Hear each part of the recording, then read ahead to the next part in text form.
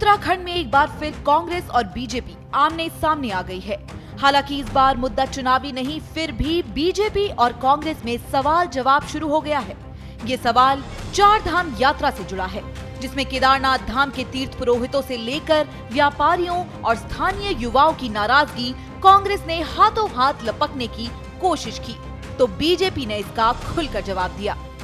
हम आपको बताएंगे कि क्यों कांग्रेस और बीजेपी सियासी रूप से आमने सामने आ गई हैं, लेकिन उससे पहले इस सियासत की तह तक आपको लेकर चलते हैं। ये केदारनाथ की तस्वीरें हैं, जहां पुनर्निर्माण के तहत बड़े पैमाने पर तोड़फोड़ किया जा रहा है। इसी के चलते तीर्थ पुरोहित और स्थानीय व्यापारियों में जिलाधिकारी के खिलाफ भारी आक्रोश है।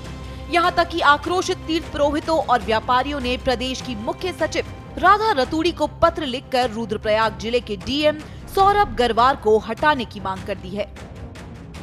पत्र में बकायदा जिलाधिकारी की शिकायत की गई है। पुरोहितों का आरोप है कि जिलाधिकारी बिना स्थानीय लोगों की बात सुने मनमाने ढंग से अपने फैसले लोगों पर थोप रहे हैं। पुरोहितों ने मुख्य सचिव को ये चिट्ठी लिखी तो कांग्रेस ने इस मुद्दे को हाथों हाथ लपक लिया। कांग्रेस ने सवाल करते हुए पूछ लिया कि आखिर जिलाधिकारी किसके दबाव में आकर व्यापारियों का उत्पीड़न कर रहे हैं।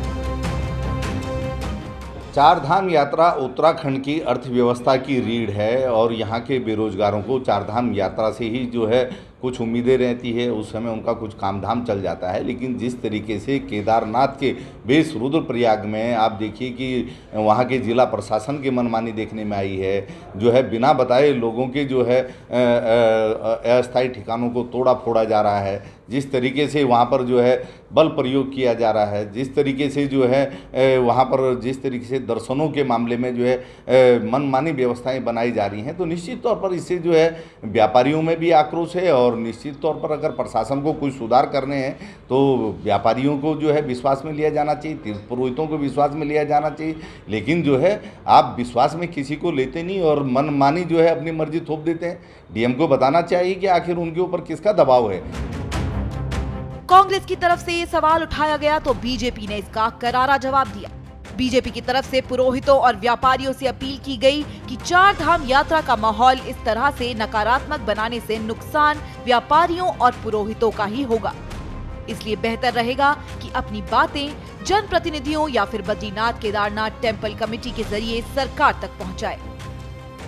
देखिए, बातचीत करनी चाहिए और यात्रा प्रारंभ होने जा रही है और यात्रा प्रभावित होगी तो निश्चित तौर पर सबसे बड़ा नुकसान अगर उसका किसी को होने वाला है तो पंडा समाज को ही होने वाला है। तो अगर कोई बात करने तो उनके अपने जनप्रतिनिधि हैं। हमारा एक बाकायदा बद्रीनाथ केदारनाथ टेम्पल कमेटी उसके अध्यक्ष होते हैं, उसके माध्यम से अपनी बात पहुंचाई जा सकती है। क्षेत्रीय जनप्रतिनिधि हैं, विधायक हैं, एमपीज हैं, उनके माध्यम से अपनी बात पहुंचाई जा सकती है। और प्रयास करना चाहिए कि सरकार के साथ संवाद साध के इसका समाधान निकालना चाहिए, क्योंकि अगर हम वातावरण को नकारात्मक बनाएंगे तो उससे यात्रा पर प्रभाव पड़ेगा और यात्रा प्रभावित होगी तो सबसे ज़्यादा नुकसान वहाँ के स्थानीय लोगों को होने वाला है। बीजेपी नेता विनोद चमोली ने जिलाधिकारी के हटाए जाने को लेकर भी जवाब दिया है। उन्होंने कहा है कि अगर शिकायत की गई है तो इस मामले की जांच की जाएगी, इसके बाद ही कार्रवाई संभव है। अगर कोई विषय चल रहा है तो उसका कहीं न कहीं परीक्षण भी हो रहा होगा।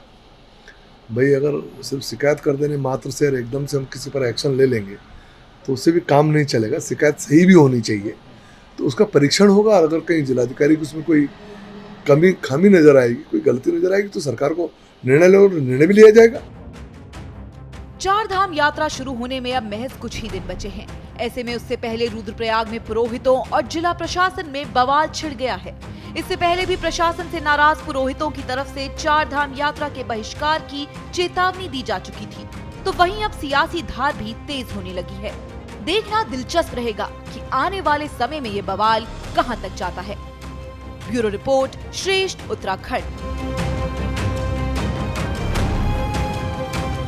श्रेष्ठ उत्तराखंड पर खबरों से जुड़े रहने के लिए चैनल को सब्सक्राइब करें, बेल आइकन दबाएं और देखते रहें श्रेष्ठ उत्तराखंड।